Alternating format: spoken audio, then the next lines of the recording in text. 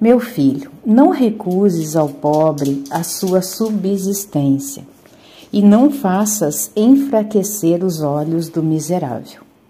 Não faças sofrer aquele que tem fome.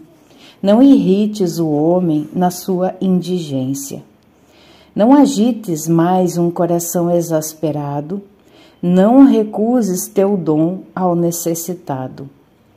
Não rejeites o pedinte oprimido. Não desvies teu rosto do pobre. Do que pede, não desvies teu olhar, não lhe des motivo para te amaldiçoar, pois amaldiçoando-te em sua amargura, o seu Criador atenderá ao seu clamor. Eu achei isso uma coisa bem complexa, irmão. Se alguém que foi negado uma ajuda te amaldiçoar, por causa disso o Criador ouvirá. Então, ouvirá, atenderá esse clamor. Faz com que a comunidade te ame, diante do grande abaixa a tua cabeça, inclina teu ouvido ao pobre e responde-lhe a saudação com afabilidade. Arranca o injustiçado da mão do injusto e não sejas medroso no teu julgar. Então nós não podemos ver uma injustiça e nos acovardarmos, né?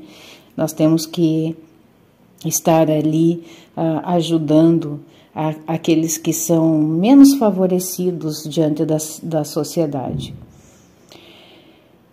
Sê para os órfãos pai e marido para sua mãe, e serás como filho do Altíssimo. Ele, mais do que tua mãe, amar-te-á. Então, o autor de Eclesiástico, ele foca bastante na questão dos pobres, dos injustiçados, e que nós não podemos nos abster de ajudá-los. O próximo título é A Sabedoria Educadora. Então, eu já falei aqui, né, que a sabedoria remete a Ruach HaKodesh. Esse artigo A, ele personifica. Não é simplesmente uma qualidade de ser sábio, mas é a pessoa da Ruach HaKodesh, conhecido como Espírito Santo. A sabedoria eleva os seus filhos e cuida dos que a procuram. Dos que a procuram. Não é ela que procura, ela tem que ser procurada, né? Lembra lá em Provérbios que diz para nós buscarmos a sabedoria, pedir sabedoria a Deus? Os que a amam, amam a vida. Os que a procuram desde amanhã ficarão cheios de alegria.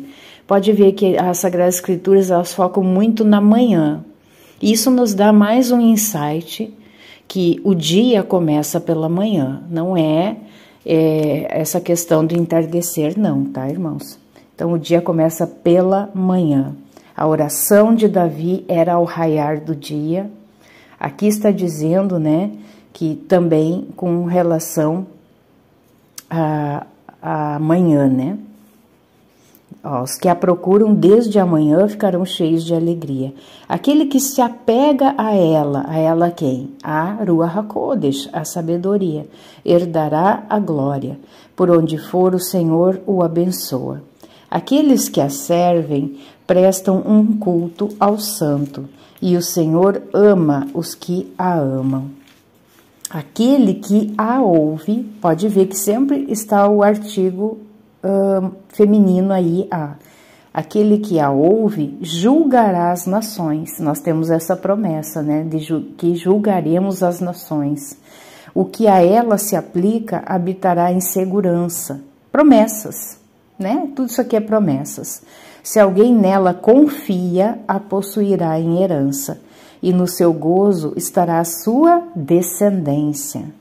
Pois primeiro caminhará com ele em sentido inteiramente contrário e lhe incutirá temor e tremor, e o provará com sua disciplina até que confie nela e ela o tente com as suas exigências. Depois voltará ele em linha reta, o alegrará e lhe desvendará os seus segredos. Irmãos, isso é muito, muito maravilhoso. A gente não entende porque quando a gente faz começa a entender as questões espirituais, começa a fazer a techuvá, parece que tudo começa a dar errado, parece que tudo vira do avesso, parece que ao invés, né, a gente espera, foi contaminado pelo sistema religioso, né, de que tudo, né, viraria o paraíso na Terra, e quando a gente começa a caminhar nesse caminho da Techuvá, parece que tudo vira um redemoinho. Olha, isso aqui explica, né? Ó, pois primeiro a Ruach HaKodesh, né, caminhará com ele quem? Os que a procuram, né? Em sentido inteiramente contrário, não é a favor, é contrário. Lhe incutirá temor e tremor e o provará. Lembra que eu falei já das provas? Necessário é o justo, ele é provado no fogo, no cadinho da humilhação. Então, ó, provará com sua disciplina até que confie nela e ela o tente com suas exigências. Depois voltará a ele em linha reta, o alegrará e lhe desvendará os seus segredos. Então, primeiro ela tem que nos provar, né? Justamente nesse fogo, nesse cadinho da humilhação. Se ele se desviar, né, não aguentar o tranco, como a gente diz aqui no Rio Grande do Sul, ela o abandonará e o entregará às mãos da própria ruína. Próximo título é Pudor e Respeito Humano. Leve em conta a ocasião e guarda-te do mal. Nós temos vários versículos que falam para nós nos guardarmos do mal. Não te envergonhes de ti mesmo, pois há uma vergonha que conduz ao pecado. E há uma vergonha que é glória e graça, né? Então, ele está dando dois tipos de vergonha. A vergonha que é produzida pelo pecado e aquela que conduz à glória e à graça. Não sejas muito severo contigo, nem te envergonhes de tua queda, né? Quantas vezes a gente se pune, não tem misericórdia para consigo mesmo, com as suas quedas, com seus erros, né? Aqui o autor está dizendo, não sejas muito severo contigo, nem te envergonhes de tua queda. Não retenhas a palavra quando ela pode salvar, e não ocultes a tua sabedoria. Então, nós não podemos ocultar aquilo que chega até nós. A sabedoria não é para nos tornar ovelhas gordas, muito menos o conhecimento. É para que a gente possa agregar na vida do próximo, servir, né, como algo valioso na vida do próximo, e não para nós nos tornarmos soberbos, orgulhosos. Porque é pelo discurso que se conhece a sabedoria e pela palavra a instrução. Não contradigas a verdade, mas cora-te de tua ignorância. Não te envergonhes de confessar os teus pecados. Nós não temos que ter vergonha de confessar os nossos pecados. Porque, na verdade, quando a gente começa esse caminho da Techuvá, nós estamos buscando a correção da nossa vida. Nos transformarmos em uma nova criatura. A vergonha é de ter cometido esses pecados e não de confessá-los. A confissão dos pecados vai trazer a cura, não somente a confissão, como a renúncia, não fazer mais prática, a prática desses pecados. Amém? Não resistas à correnteza do rio. Não te submetas a um insensato e não sejas parcial em favor do poderoso. Até a morte luta pela verdade e o Senhor Deus combaterá por ti. Quantos, né, foram aí os mártires que combateram até a morte? E o Senhor Deus combaterá por ti. Não sejas atrevido com a tua língua, preguiçoso e indolente em teus atos. Não sejas como leão em tua casa e covarde com os teus domésticos. Que a tua mão não seja aberta para receber e fechada para retribuir. Então aqui fecha esse último versículo do capítulo 4, mais uma vez falando sobre a questão de sermos doadores, né, de fazermos tzedakah.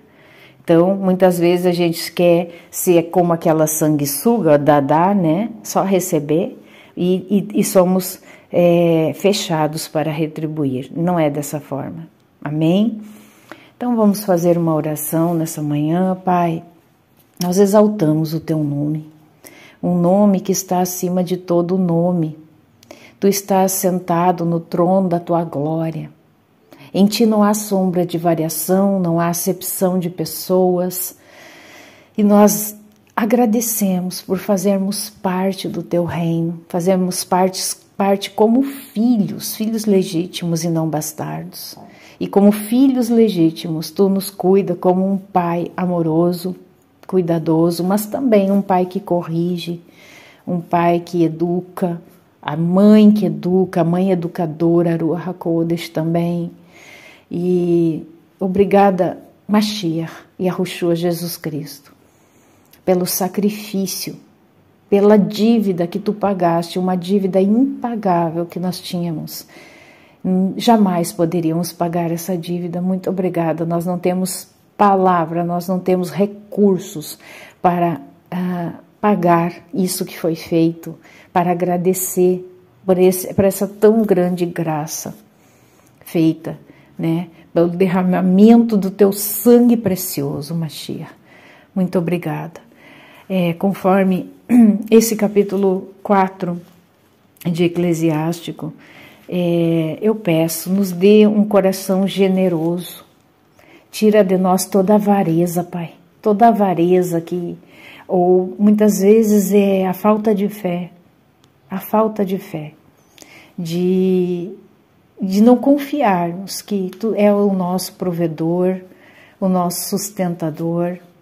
E também, Pai, nos dá uma atitude de pessoas valentes e corajosas, de pessoas que não são preguiçosas, mas que buscam em Ti, mas também nós fazendo a nossa parte, Pai.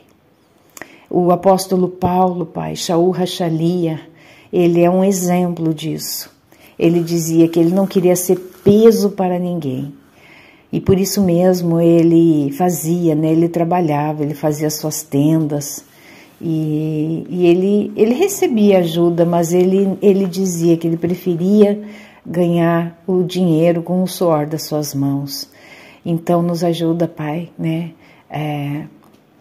Tira de nós toda a avareza, nos dá um coração generoso, também com gratidão, porque sabemos que se nós temos, é porque Tu tem nos dado, Tu nos dá, Tu provê as nossas necessidades em glória. Obrigada, Pai, muito obrigada por todas as bênçãos derramadas sobre as nossas vidas. Eu oro em nome do Teu Filho amado, Yahushua HaMashiach, pela recuperação da saúde da minha filha, assim como de todos os estudantes que foram contaminados.